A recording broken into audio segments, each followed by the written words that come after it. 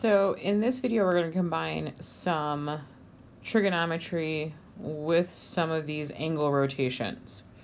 So I'm going to give you a point, and I'm going to ask you for a specific trig identities or trig ratios for angle theta whose terminal side passes through the given point. What you need to do is draw yourself a little picture, okay? So start with the XY coordinate grid, okay? You know where to put point -3, 4. It doesn't have to be perfect, but we're going to have -3. Actually, yeah, I'll go ahead and label it that way. And then I'm going to go up 4 units. Here's going to be 4. And I'm going to create a triangle here. That is a right triangle. Now it says angle theta. Now the angles that we're going to deal with will always be done with respect to the x-axis. So theta is this angle right here, and it's with respect to the closest x-axis. All right. So I know this side's 3. I know this side's 4. If I know any, and yes, technically this is a -3. It's okay. Knowing what I know about Pythagorean triples, I know that that side, the hypotenuse, is 5. So using that 3, 4, 5, -3, 4, 5, I'm going to set up the sine, cosine, and tangent. So sine is opposite over hypotenuse, so 4/5. Cosine is adjacent over hypotenuse, and yes, the adjacent side's -3, so -3/5. And tangent is going to be opposite over adjacent, so 4/-3. And yeah, I throw the negative sign in front. It's okay if the negative's in the numerator, the denominator, or in front of the fraction. It won't really matter. So those are my 3 trig ratios based off of an angle whose terminal side passes through the point -3, 4. All right, I'm going to do the exact same thing for part B. So draw myself a little pretty picture here.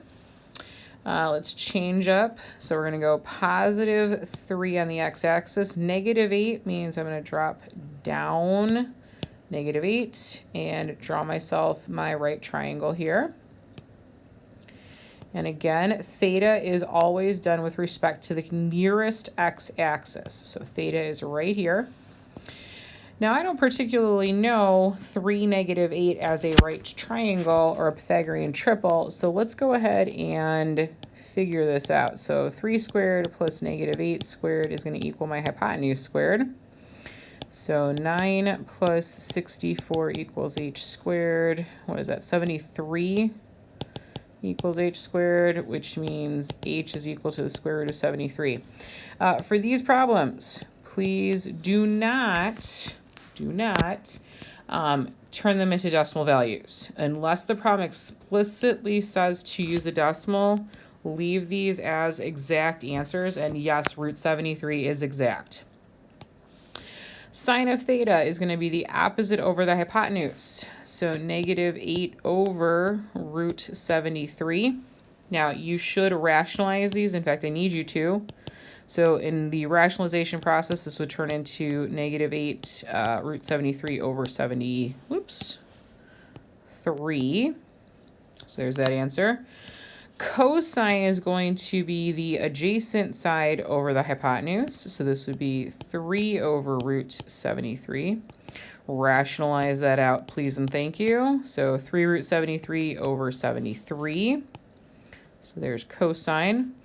And last but not least, tangent is going to be opposite over adjacent, so -8/3 does not need to be rationalized nor reduced, so let it be what it is.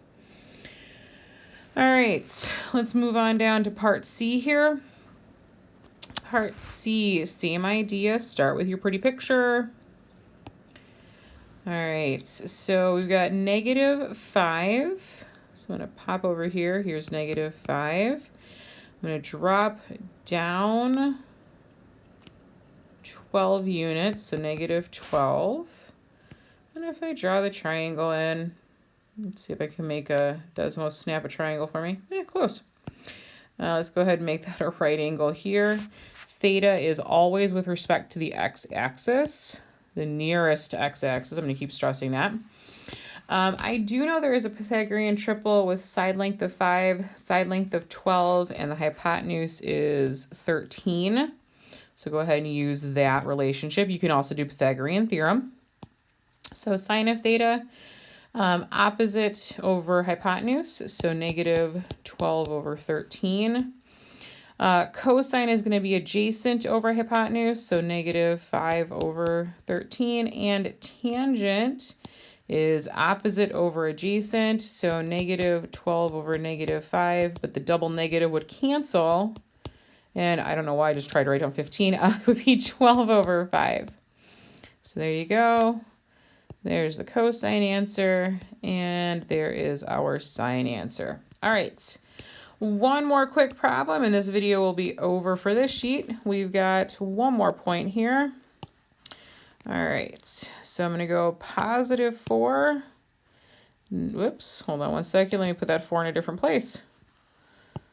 So positive 4, and then I'm going to drop down negative 4. Connect the dots here to create our right triangle. Theta is with respect to the nearest x-axis. I'm going to do a little bit of Pythagorean theorem here. So 4 squared plus negative 4 squared is equal to h squared. So 16 plus 16 equals h squared. 32 equals h squared. Take the square root of 32, but that can be reduced to 4 root 2. I shouldn't say reduced, it's simplified. So that's going to be 4 root 2. Now, if any of you recognized, I know this number is a negative, this number is positive, but you might have recognized this as a 45, 45, 90. So it's x root 2. That would also work. All right. So sine of theta is opposite over hypotenuse. So negative 4 over 4 root 2. So that would be negative 1 over root 2. Rationalize it out. Negative root 2 over 2.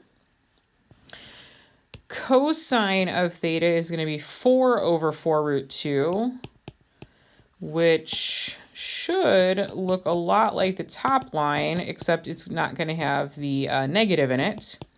So root 2 over 2. And then tangent is opposite over adjacent. So negative 4 over 4 is just negative 1. All right, so that's how you deal with given finding the trig ratios given where your angle passes